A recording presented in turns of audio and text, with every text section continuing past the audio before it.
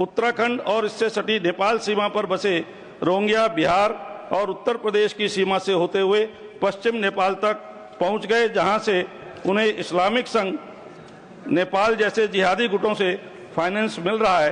PFI जैसे संगठन भारत में इनके मददगार हैं। रोहिंग्या व अन्य घुसपैठियों के अवैध रूप से भारत में प्रवेश के बाद विभिन्न राज्यों में उनके सुरक्षित ठिकानों, मददगारों और दूर के राज्यों तक पहुंचाने के मार्ग में माध्यमों की पड़ताल गहनता से करनी होगी व ठोस कार्रवाई की आवश्यकता है। भारत में अपनी गहरी जड़ें जमा चुके रोहिंग्या मुसलमान और अन्य घुसपैठिए यहाँ के जरूरी दस्तावेज भी हासिल कर लेते हैं। हर दस्तावेज के लिए ऐसा सुनने में आता है कि कीमत भी तय है।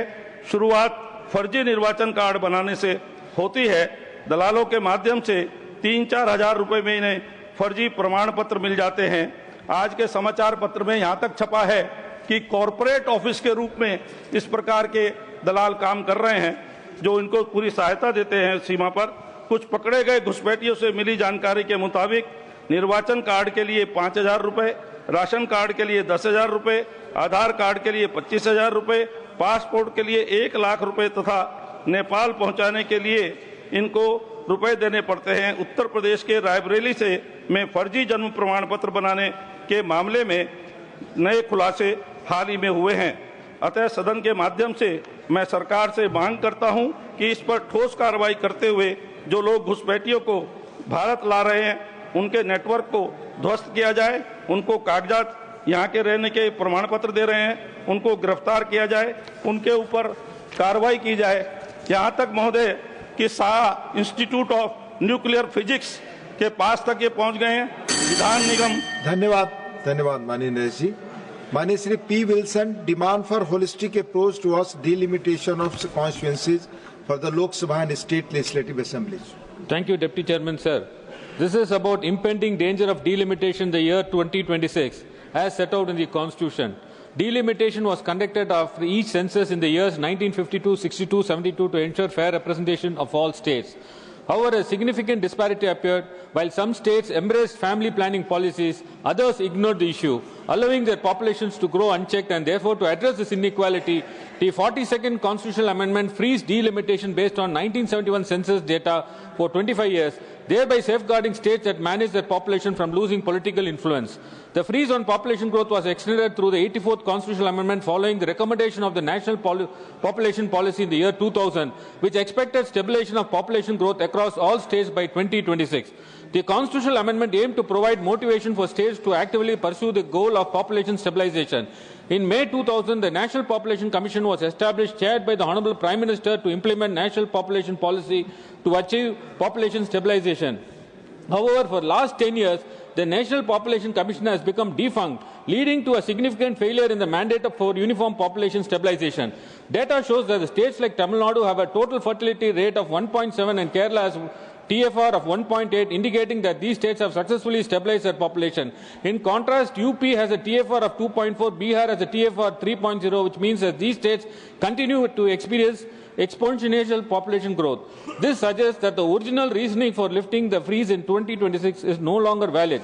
Implementing delimitation at this point would unfairly penalize states that have successfully managed by the populations while rewarding those that have not. The consequences could be disastrous for states like Tamil Nadu and others that have effectively controlled their population. If Parliament's strength is increased based on 2026 census, states like Rajasthan, Bihar, Madhya Pradesh and Uttar Pradesh are projected to gain more than 150 additional seats collectively. In contrast, southern states, Tamil Nadu, Kerala, Karnataka, Andhra Pradesh, Telangana will gain only 35 seats collectively. If the current 543 seats are retained and redistributed based on 2026 census, Tamil Nadu will lose 8 seats, while Uttar Pradesh and Bihar will gain 21 seats collectively.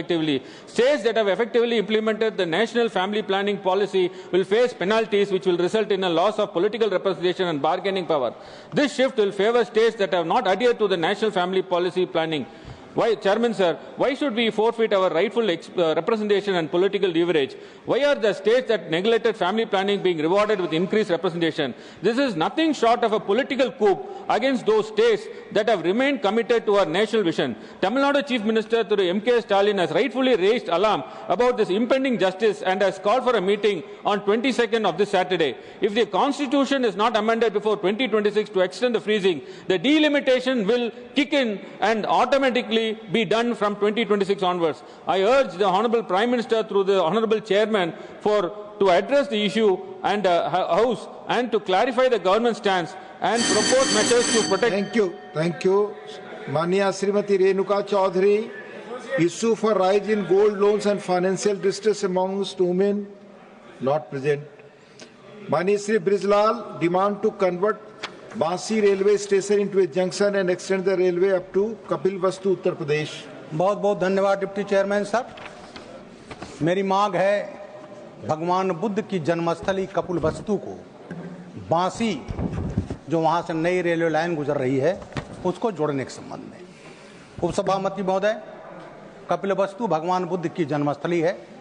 1972 में वहाँ archaeological survey of India ने वहाँ पर खुदाई की और उसमें महाराजा सुद्धोधन का महल निकला और साथ ही साथ वहाँ पर भगवान बुद्ध का एक वहाँ पर अस्थि कलश मिला और वहाँ पर वो आज यहाँ दिल्ली म्यूजियम में रखा हुआ है।